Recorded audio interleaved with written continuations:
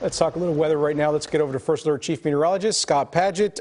We got some changes coming. We do have changes coming already, Ken and Karen. We do have some storms on the radar this afternoon. We don't have alert in place. All of this activity is they're below severe limits, but you can see that we do have some heavier rain right now that has popped up through the east sides of Dallas County near Fair Park, stretching right along 30 where it needs 80.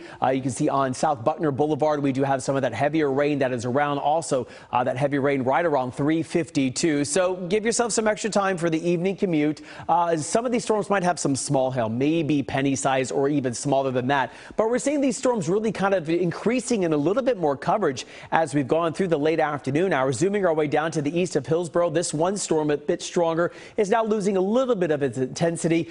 Saw some pictures down near Hillsborough of some hail up to the size of a penny. So something we're keeping our eyes on. The storm that's making its way out of parts near the Hamilton area is moving east at 50 miles per hour. So near Cranfill's Gap at 434 in Valley Mills about 5 o'clock. And you can see a little bit of some small hail to pea-sized hail is out there. So we'll keep our eyes on this as we go into the evening hours. The dry line is still back to the west.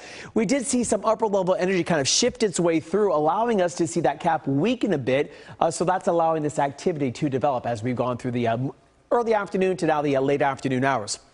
Alerts in place tomorrow and Thursday at that 60 to 70% coverage. Temperatures will be cooler at 87 tomorrow to 85 Thursday. Friday, we're back to 94, and then we start a stretch of some hotter temperatures on the way. More of that coming up in a second. But let's talk about the alert. Strong to severe storms possible, large hail, damaging winds, and flooding. The biggest threats, it's a conditional tornado threat as well into tomorrow. So I want to alert you to that fact. That's what's new with the latest forecast models.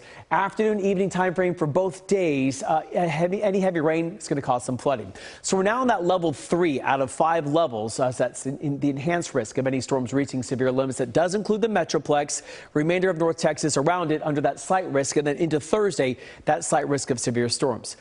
Let's walk you through this with the First Alert Futurecast. So this forecast model a bit aggressive, trying to bring some more storms off of the dry line as we go through the next few hours. Watch to see if that is able to initialize well and develop. So just stay weather aware into tonight. Now tomorrow we're going to be seeing the front kind of moving its way on in, and as we see this, this cold frontal boundary is going to be making its way from north to south, and as it moves its way on in, that's when we start to see the activity developing right along the frontal boundary as it stalls out right over North Texas.